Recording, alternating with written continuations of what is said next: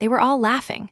I stood in the middle of the grand living room, frozen, one hand still holding my cup of untouched tea. Around me, my family buzzed with excitement, planning spa visits, wine tastings, boat rides on Lake Como. My younger sister Mila had just made the announcement, her voice light and proud, as if she had just offered me the greatest honor in the world. Gianna will stay back with the kids. That way we can all relax. The children love being with her. I blinked. Once. Twice. Trying to understand if I had heard that right.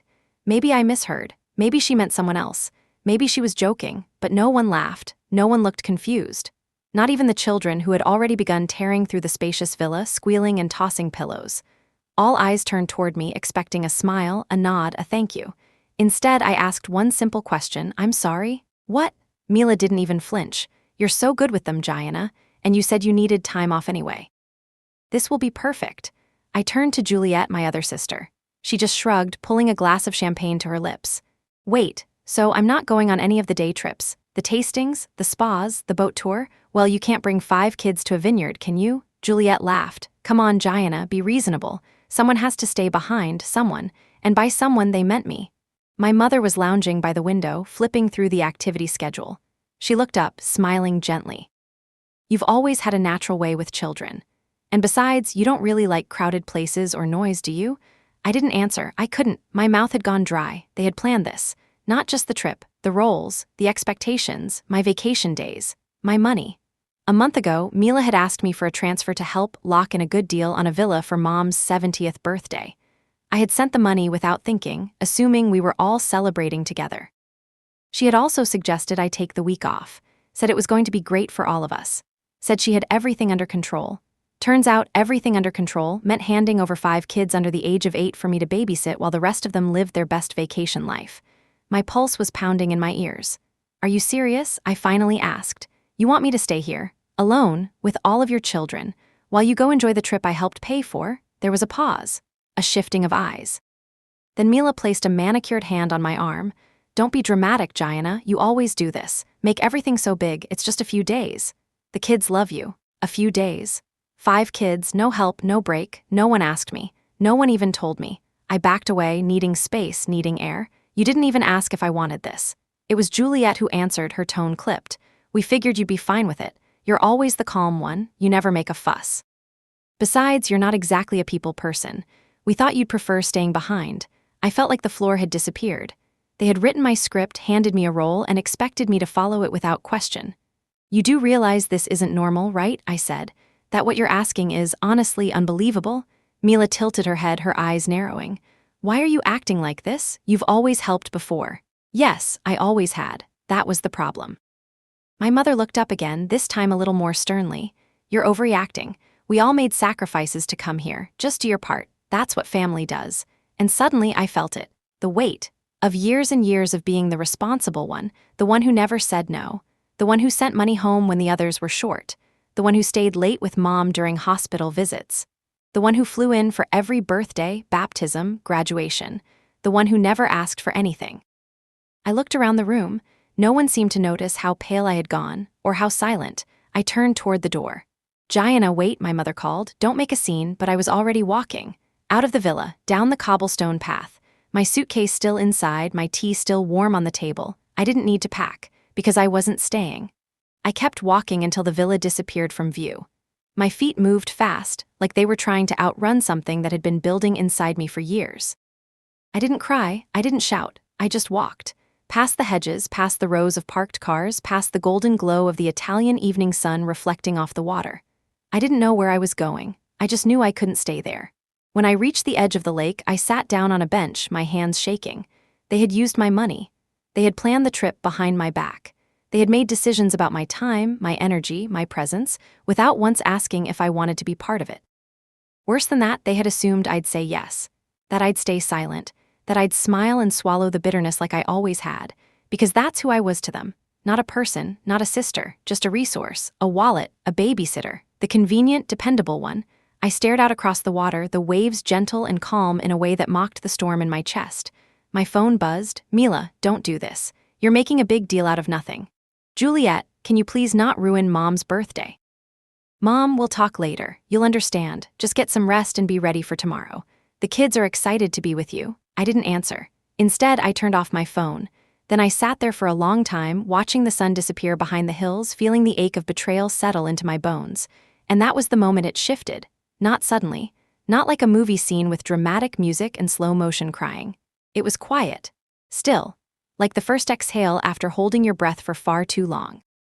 I realized I had a choice. I didn't have to play the role anymore. I didn't have to be what they expected. I didn't have to be agreeable or helpful or useful. I could walk away. I could stop letting them take pieces of me just because I was too tired to fight back. I stood up, brushed the dust from my jeans, and started walking again. This time, not away from them, but toward myself. The train ride back to Vienna was quiet. I sat by the window, watching the Italian countryside blur into soft streaks of green and gold. A part of me expected someone to call, apologize, tell me they were wrong, that of course I shouldn't be left alone with 5 children while they sipped wine and got massages. But my phone stayed silent. Not that it mattered. I had already silenced the guilt in my own mind. Now I just needed to sit with the silence and figure out what came next. When I got back to my apartment, everything was exactly as I had left it. Clean, minimal, comfortable, no toys on the floor, no sticky juice cups, no half-packed bags for emergencies that weren't mine. I locked the door, slid off my shoes, and let myself breathe. Then I saw it. A photo frame on the hallway shelf. A picture of me and my nieces and nephews at a zoo last year. I was holding 2 of them, another was on my shoulders, and the youngest was trying to stick a snack in my ear. Everyone was laughing, except me. I was smiling but not laughing, and looking at that photo now, I saw it for what it really was. Exhaustion hiding behind a smile. I took the photo down, carried it to the living room, and placed it on the coffee table. Then I sat down in front of it like it was a puzzle I needed to solve. And slowly, the memories came back. Not 1 or 2. All of them. Like floodgates had opened, and my mind was finally allowed to see what it had spent years trying to justify. I remembered staying behind from school trips so Mila could attend gymnastics competitions. I remembered skipping a university networking event to babysit Juliet's infant daughter, even though I had an important exam the next morning. I remembered sending money every Christmas, every Easter, every time someone was just a little short, and I was expected to help out. I remembered being 21, working 2 part-time jobs to make rent while still managing to send a small monthly amount home because Dad had lost his job. I remembered every "can you?" and every "would you mind?" And every time I said yes without thinking, because I thought that was love, because I thought that was what a good daughter, a good sister, a good person did. But now I saw it differently. Now I saw that I had been trained to believe my needs came second. That it was noble to give until I had nothing left. That self-sacrifice was the price of being loved by people who only loved what I could do for them. And the worst part, I never said no, not once, because I thought that if I did, they'd stop loving me. Because deep down, I believed their affection was conditional, be useful or be forgotten, be needed or be invisible. It hit me so hard I had to steady myself. I wasn't their sister. I wasn't their daughter. Not really. I was their safety net. And like all safety nets, they never looked at me until they were about to fall. I leaned back on the couch, the leather cool against my neck, and stared up at the ceiling. The truth tasted bitter. It sat heavy in my chest. I wasn't just hurt by what happened in Lake Como. I was grieving years of giving without return, grieving the version of myself who thought love meant being useful, grieving the silence I had swallowed every time someone said, "just this once," knowing it was never just once. I thought about the birthdays I missed for myself, the vacations I never took, the conferences I skipped, the quiet resentment that had started as a whisper and grown into a roar. I remembered Juliet's voice just days earlier. "You don't even like crowded places. You'd prefer staying back," like I wasn't even allowed to choose, like my personality was just a convenient excuse for their selfishness. And Mila, rolling her eyes at my hesitation, "You always help. What's different now?" That was the thing. Nothing had changed. Except me. I had finally opened my eyes, and now that I couldn't unsee it. Every favor I granted had only trained them to ask for more. Every yes had made it harder to say no. Every sacrifice I made was erased the moment they needed something else. They didn't remember the time I canceled a work trip to stay with Mom when she had pneumonia. But they remembered when I didn't show up to Juliet's baby shower because I had a deadline. They didn't remember the countless weekends I gave up to babysit, but they remembered that one weekend I didn't answer the phone. They held on to every no like it was betrayal and tossed every yes away like it was nothing. I picked up the photo again, this time looking closely at the kids' faces. I loved them. That was never the question, but I realized something important. Love doesn't mean becoming invisible. Love doesn't mean handing over your life just so others can live theirs more comfortably. That's not love. That's exploitation dressed in family clothing. I sat there in the growing darkness of my apartment, the city lights twinkling outside, and made a quiet promise to myself. No more silent sacrifices. No more unspoken agreements. No more guilt-tripped responsibilities. If they wanted help, they would have to ask, with respect. If they wanted my time, they would have to earn it. And if they chose to be angry when I put up boundaries, then maybe they never loved me for who I was in the first place, only for what I could give. I got up from the couch, walked to the kitchen, and poured myself a glass of water. Then I sat down at my desk, opened my laptop, and typed into the search bar, "Last-minute beach getaways from Vienna." It was time. Time to give myself the kind of care I had spent my whole life giving to everyone else, and for once, not feel guilty about it. The next morning, the apartment was filled with light. The Vienna skyline was calm and golden through the windows, but my head was anything but quiet. I sat at the dining table, my coffee growing cold in my hands, staring at my phone. Messages kept coming in, from Juliet, from Mila, from my mother. Some were sugar-coated, pretending none of it was a big deal. Others were sharper, trying to shame me into coming back. "Jayana, we didn't mean to upset you. We just assumed you'd be okay with it. You always say yes, what's different this time? Your mother is really hurt, you should think about what you're doing." Each one tightened the knot in my chest until finally I put the phone face down. I had made a decision. The moment I saw that vacation listing in Santorini with its little balcony facing the sea, I knew I wasn't going back to that villa. I wasn't playing that role again. I booked the trip, 4 nights. A solo retreat. Ocean view, breakfast included. It felt dangerous. It felt exhilarating. I packed slowly. No baby wipes, no snack containers, no emergency medicine bags for other people's children, just sunblock, a book, my sketchpad, a swimsuit I hadn't worn in 2 years. Then I sat at my desk and drafted a single message to the family group chat. My hands trembled, but not from fear, from clarity. I wrote, "I won't be returning to Lake Como. I've made other plans. I hope Mom has a wonderful birthday. Please let the kids know I love them. I'm not angry, but I won't be staying in a situation where I'm only included when I'm needed. Take care." And I hit send. No explanations, no apologies, no begging them to understand, just the truth. I turned off notifications, set my phone to silent, and placed it in the bottom of my bag. Then I opened my balcony door, let the fresh Vienna air flood in, and sat with the silence. For the first time in my life, I didn't feel guilty for saying no. I felt free. The next few hours were eerily quiet. No buzzing phone, no desperate voice messages, no guilt-soaked texts trying to pull me back in. At first, the silence felt like the calm before a storm. I kept checking over my shoulder, half expecting someone to knock on my door or call from the lobby demanding answers. But no one came. And slowly, that silence became something else. Relief. I stretched out on the couch, staring at the ceiling, letting myself feel the weight of what I'd done. I had just chosen myself. It wasn't dramatic. It wasn't cruel. It was simple, and yet it changed everything. Later that evening, while sipping a glass of wine by the window, I saw the notification light on my phone flicker, just once. I picked it up, hesitated, then opened it. One message from Mila. "Are you seriously doing this?" That was it. No greeting, no concern, no acknowledgement that what they'd done might have been wrong. I didn't respond. 5 minutes later, another one came through. "You've ruined everything. We trusted you. Mom's birthday is going to be a disaster now. The kids were excited to be with you." And then Juliet joined in. "Do you even care about this family anymore?" That question. That one stabbed deeper than I wanted to admit. Because the truth was, I did care. I cared too much. That was the problem. I had spent my whole life proving it. Every holiday visit, every late-night call, every babysitting favor, every check mailed without being asked. Every canceled plan. All of it was love, but love shouldn't feel like servitude, and family shouldn't weaponize guilt. I put the phone down, walked into the bedroom, and zipped up my suitcase.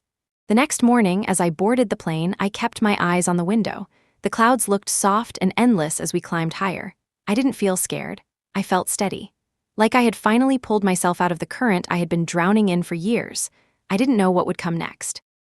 But for the first time, it would be on my terms. The air in Santorini smelled like salt and citrus. When I stepped off the plane, a soft breeze brushed across my face like a quiet welcome. I didn't check my phone. I didn't look for Wi-Fi. I didn't think about whether anyone had messaged me. I just stood there, my suitcase at my side, letting the weight of that past week fall off me like an old coat. A driver picked me up holding a little sign with my name. The ride to the hotel was quiet, the road winding along cliffs and whitewashed buildings. Blue domes dotted the skyline. The Aegean Sea shimmered under the late morning sun. It didn't feel like I was escaping. It felt like I had returned to something I forgot I ever needed. The hotel was simple but beautiful. Pale walls, wide windows, a small balcony that looked directly out to the ocean. When I stepped into the room, I let out a breath I didn't know I'd been holding. No toys, no demands. No footsteps pounding above me. No lists to fulfill, just silence, just mine. I didn't unpack right away. I didn't rush to fill the time. I sat on the balcony with my sandals still on, listening to the waves below and watching the afternoon light dance across the rooftops. For hours, I did nothing. Not nothing in a guilty, lazy kind of way. Nothing in the most healing, powerful sense of the word. That evening, I walked into town alone. I ordered a grilled sea bass, a chilled glass of white wine, and sat by the water while couples and families strolled past me. No one stared. No one asked if I was okay. Being alone didn't feel strange. It felt natural, like I was remembering a language I hadn't spoken in years. The waiter smiled when I asked for the check in Greek, badly pronounced but sincere. I laughed at myself, and so did he. As I walked back to the hotel, I passed a woman sitting at a sketch easel, drawing the curve of a chapel roof against the sky. She looked about 70, her gray hair tied back in a scarf, her eyes sharp and quiet. She glanced up at me, then back to her drawing. "First time here?" she asked without turning. I nodded. She smiled faintly. "It shows. You're walking like your feet just realized they belong to you." I didn't know what to say to that, but I remembered it, all the way back to the hotel. And long after I closed my eyes that night, the image stayed with me. My feet, finally mine. The next morning, I woke up without an alarm. For the first time in what felt like years, there was no agenda, no tasks, no one waiting for me. I made coffee and took it out to the balcony. The sea was calm, almost glass-like. Sunlight spread across the water in soft, golden streaks. I sat there barefoot, knees tucked up to my chest, sipping slowly and doing absolutely nothing. And it was glorious. Later, I walked to the beach, sandals in one hand, my feet bare on the warm path. The sand was soft and hot, and I let myself sink into it with every step. I waded into the water up to my knees, then further until the waves lifted me. I floated, arms wide, face turned to the sky, just floating. I couldn't remember the last time I had felt that light, that untethered, that unneeded, and I wasn't scared of it. I didn't feel useless. I didn't feel selfish. I felt real. After the swim, I found a little cafe shaded by vines and spent the afternoon sketching in my old notebook, the one I had stopped using years ago because there was never time. I drew the curve of rooftops, the lines of waves, the woman from the night before.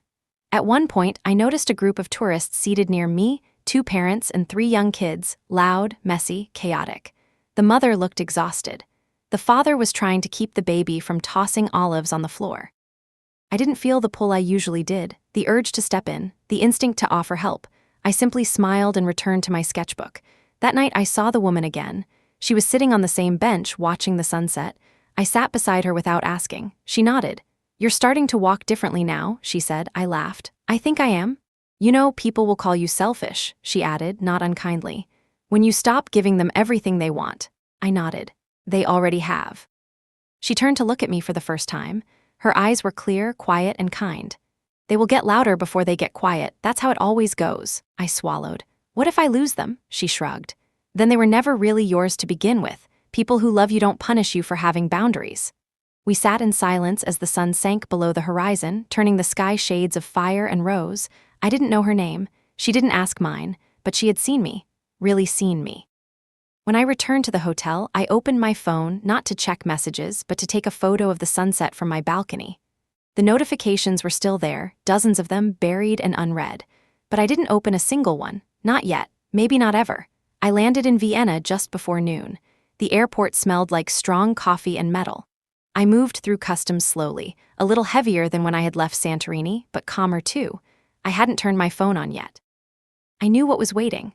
On the ride home, I stared out the window. Streets I knew so well passed by like scenes from a quiet play. My neighborhood, my building, my front door. Everything familiar, but something in me had shifted. When I stepped into my apartment, the silence wrapped around me like a thick coat. I took off my shoes, dropped my bags in the hall, and finally, reluctantly, turned on my phone. It vibrated nonstop. The screen lit up like a slot machine. Missed calls. Voicemails.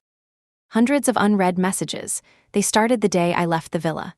Mila, where are you? Juliet, we're standing outside your building. Are you seriously not home? Mom, Gianna, answer your phone right now. This isn't funny. Then the panic. Did something happen to you? You said you were coming back. We don't know what to do with the kids. Then anger. You selfish brat. Do you even care about this family? I can't believe you would do this to your own mother. I scrolled and scrolled. No apology. No accountability. Just shock that I had dared to remove myself from their plan. I listened to one voicemail from Mila. You've completely ruined everything. I had spa appointments, wine tastings, dinner reservations. We all did, and now I'm stuck in the villa with 5 kids because you decided to vanish. Mom cried for 2 days, Juliet won't even speak to me, and it's all your fault. All my fault. That phrase kept showing up, over and over, in different forms, different voices, all your fault. Your fault, it was never we're sorry. It was never we should have asked. It was never we see why you're hurt. I turned off the phone again, walked to the kitchen, poured a glass of water and sat in the quiet. But it didn't last. Just as I placed the glass down, I heard it. Knocking, no, not knocking, pounding. I froze. Then the sound of keys jingling, the lock turning, the emergency key. I had given it to Mom years ago for safety, in case I was sick or traveling or unreachable. And now she was using it to barge in. The door burst open. My mother stormed in first, red-faced, followed by Mila and Juliet, both visibly furious. They didn't even take their shoes off. They didn't ask if I was home. They came in like they owned the place. There you are, Mom snapped, like I was a child who had wandered off in a supermarket. I didn't say anything. Mila stepped forward, eyes blazing. Do you have any idea what you've done? You ruined Mom's birthday, Juliet added, folding her arms like a judge in a courtroom. Everyone was miserable. We spent the whole trip talking about you. Mom was shaking her head. I told everyone you were just having a moment, that you'd come around. But this was betrayal. I leaned against the table, steadying myself, watching them spin in circles of blame and noise and outrage. It was almost theatrical, and I wasn't part of the cast anymore. I waited for them to finish. Waited for the shouting to slow, for the arms to uncross, for the dramatic sighs to deflate. But they didn't stop. Juliet paced the living room, flinging her hands in the air. Do you know what it's like to be stuck with 5 screaming kids when we had everything planned out? Mike refused to help, said it was my responsibility. So guess what? I missed everything. Every single thing. Mila jumped in. Same here. Thomas suddenly had an urgent project and couldn't take the twins. I had to cancel everything. I didn't even get to leave the villa. They weren't talking to me, not really. They were venting, spinning the wheel of their misery like it had nothing to do with their own decisions. Mom leaned against the wall, her voice trembling but sharp. Your father was so upset, Gianna. He couldn't even enjoy himself. He kept asking where you were. We had to make up stories for the kids. I raised an eyebrow. Did any of those stories include the part where you decided I'd be your babysitter without asking me? They paused, just for a second. Then Mom narrowed her eyes. You always helped before. Why now? Why suddenly act like a stranger? That was it. That single sentence cracked something in me. I stepped forward, voice steady. Yes, I always helped before. That's why you never asked. That's why you assumed. That's why you planned my entire week, took my money, and handed me 5 children like it was a gift. Juliet scoffed. You're overreacting. Am I asked, still calm. Because from where I'm standing, it looks like you're just angry I didn't play the role you wrote for me. The unpaid nanny, the backup plan, the one who never says no. You're twisting everything, Mila muttered. No, I said. I'm finally saying it out loud. I looked at Mom. You've spent years rewarding me for being quiet, for being useful. And the second I made a decision for myself, you punished me. You didn't ask why. You didn't check if I was okay. You barged into my home, used a key I gave you in trust, and now you're yelling at me for not letting you use me again. The room went still. Mom's face changed, tightened. This isn't how I raised you. I let out a small breath, something like a laugh. So you admit it, you raised me to be a doormat. No, she snapped. I raised you to be part of this family, which means sacrificing sometimes. I nodded slowly. Right, except the sacrifice always comes from me. Always. You're being selfish, Juliet said, crossing her arms again. No, I'm being clear and you don't like it. The silence that followed was different, not shocked, not wounded, it was hard, cold, final. Mom straightened her shoulders. If this is who you've become, then maybe I don't have a daughter named Gianna anymore. I didn't flinch. If that's what you want, I said quietly, then so be it. They stared at me for another beat, as if waiting for me to fall apart, but I didn't. I simply walked to the door, opened it, and stood aside. No yelling, no tears, just a firm goodbye. One by one, they left. And when the door clicked shut behind them, the silence that filled the apartment was unlike any I'd ever known. It wasn't empty. It was mine. I didn't move right away. I stood by the door for a long time after it closed, hand still resting on the knob, like part of me expected it to burst open again. But it didn't. No one came back. No one knocked. No one shouted through the wood. I was alone again. But this time, it didn't feel like loneliness. It felt like peace. I walked through the apartment, picking up the cushions they'd tossed aside, wiping away the invisible tension that still clung to the air. The smell of their perfume, their noise, their judgment, it all lingered. I opened every window and let the breeze push it out. Then I sat down at the dining table, where so many of their phone calls had happened over the years, where I had agreed to help, where I had said yes too many times. I stared at the wood grain, tracing it with my fingers like I could carve a new beginning into it. They had made it clear. In their eyes, I was the one who had broken something sacred. But what they didn't understand, what they refused to admit, was that it had already been broken. For years, they had simply gotten too used to me taping the cracks back together. I pulled out my laptop. I wasn't sure what I was doing. Maybe I just needed to see something outside myself, something real, something ordinary, but the screen lit up with a new email notification. Subject: Richardson Family Group Chat. New messages. I didn't open it. I didn't have to. I knew what was inside. Another wave of guilt. Another attempt to twist my decision into betrayal. Another reminder that in our family, love was conditional. I closed the laptop, got up, walked to the closet, and pulled out the old wooden box where I kept all the just-in-case things. Extra keys, emergency contact lists, handwritten birthday cards from years ago. I found the spare key Mom had used to enter my apartment. I held it in my hand, feeling the cool weight of it. All the meaning packed into that small piece of metal. It wasn't just a key. It was history. It was trust. It was permission, and I no longer gave it. I placed it in an envelope. No note, no explanation. Just the key. And the boundary it now represented. I sealed the envelope, wrote my mother's name on the front in quiet, deliberate strokes, and set it near the door. I'd mail it tomorrow. Maybe. Or maybe I'd let it sit there a while longer, a reminder that I could choose the terms now.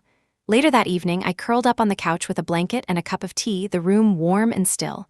No cartoons blaring. No crumbs on the floor. No tiny socks forgotten under the coffee table. My phone buzzed once. A new message. From Juliet. I didn't open it. I didn't even look at the preview. Instead, I opened the photo gallery on my phone and scrolled through images from Santorini.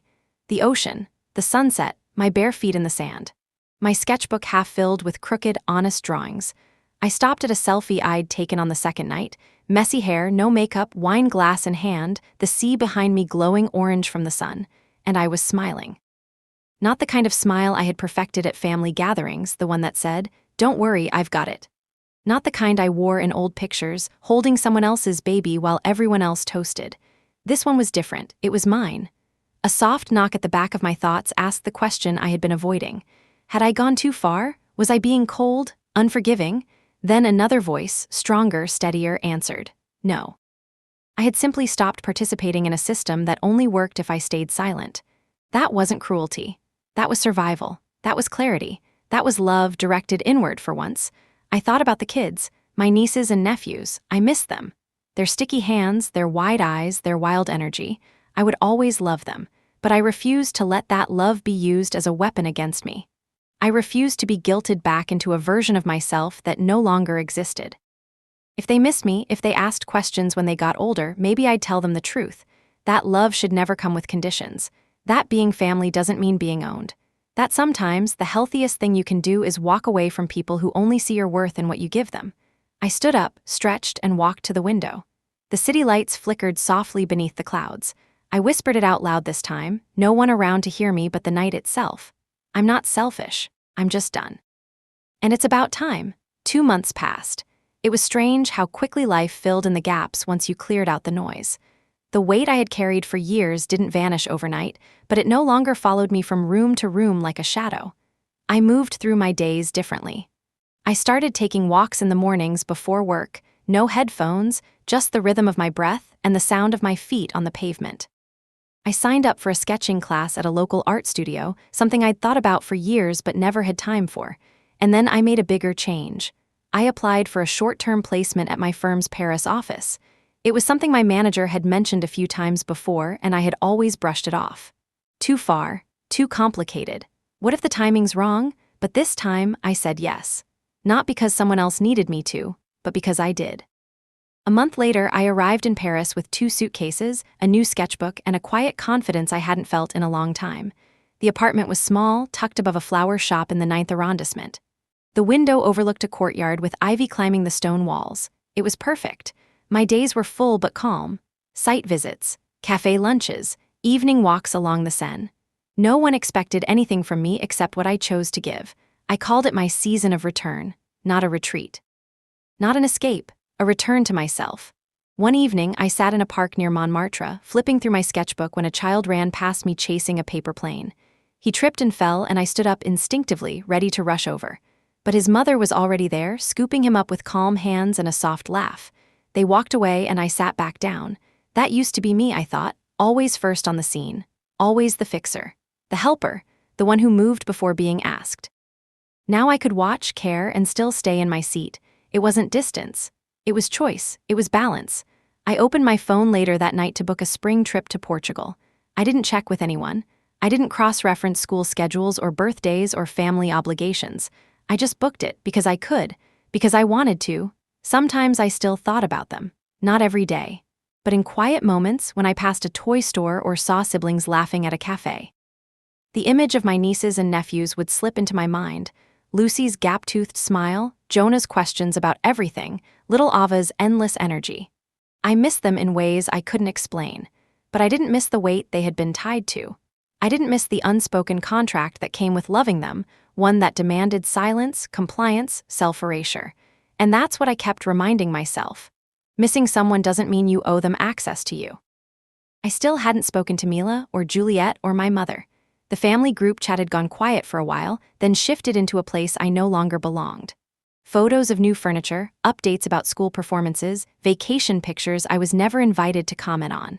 Every so often, there was a post that skimmed close to passive aggression. Some people forget where they come from. Family should be about sacrifice. I no longer let those words in. I no longer shaped myself around them. Instead, I filled my time with new things. My French improved. My sketches got looser, more alive. I began writing again, nothing major, just small reflections, memories I hadn't unpacked until now.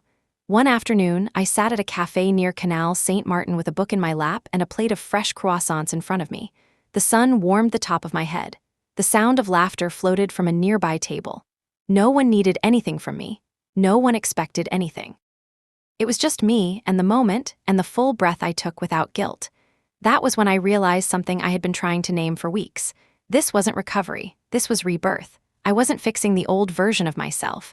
I was building someone new, someone softer, someone stronger.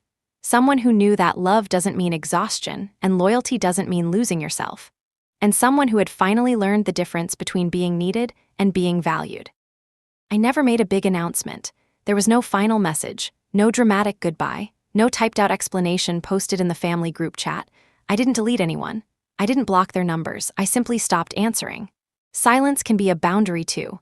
One day, I opened my phone and quietly removed myself from the chat.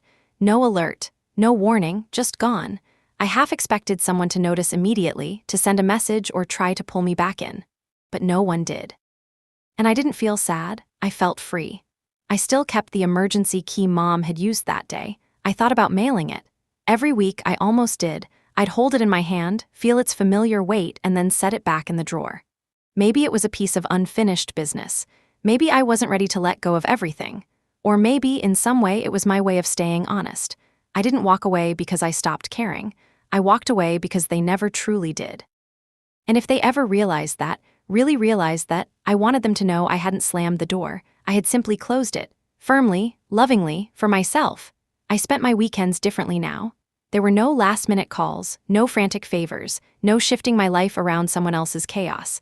I went to bookshops, farmers' markets, film screenings in tiny underground theaters.